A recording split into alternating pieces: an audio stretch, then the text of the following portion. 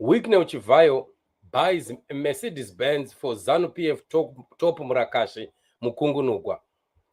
Family, I'm sure for those that are on Twitter, you know Mukungunugwa and how much he's irritating in terms of some stupid writings that he puts there. A lot of hogwash and propaganda, things that indicate that Zanu PF Murakashi, they don't use brains when they write what they write. Many times I've been challenging this Mukungunugwa on things that he writes.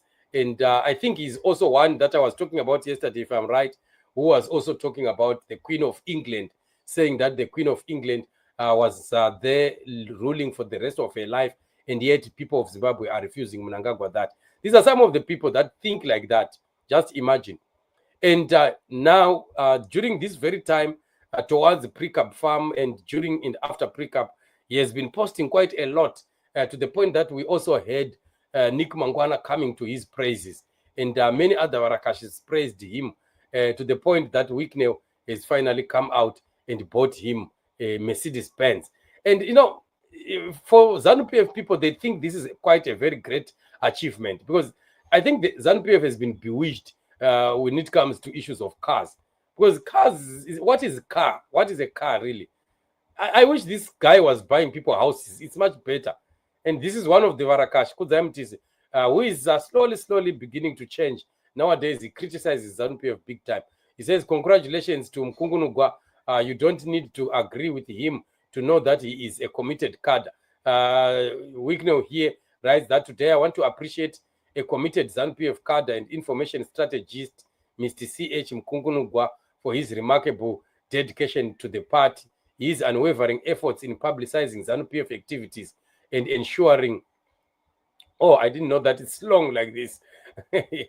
There's a lot of just rubbish that is writing there. I don't think we really even need to listen to that.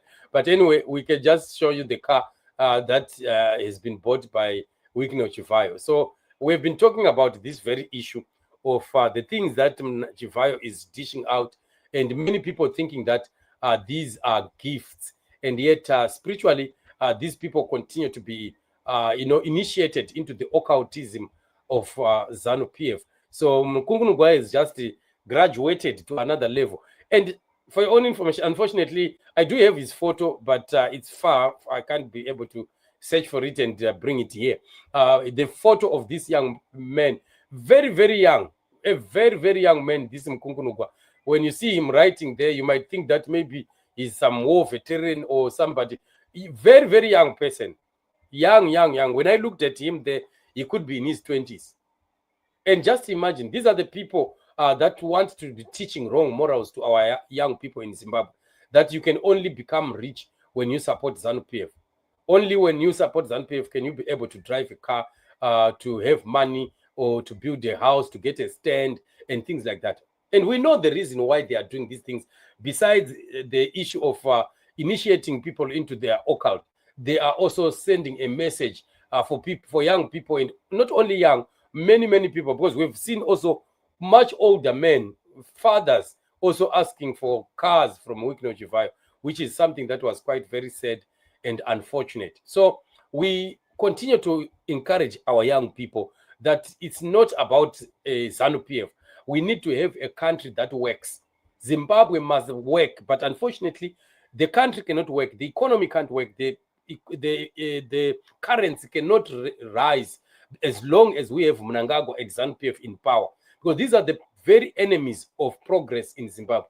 These are the people who are deliberately destroying Zimbabwe by taking away our minerals, by not caring about accountability, by being corrupt and stealing money from the government and the state. And that is why we are in this state. So we should never be envying these people. As young people, don't envy Chivayo.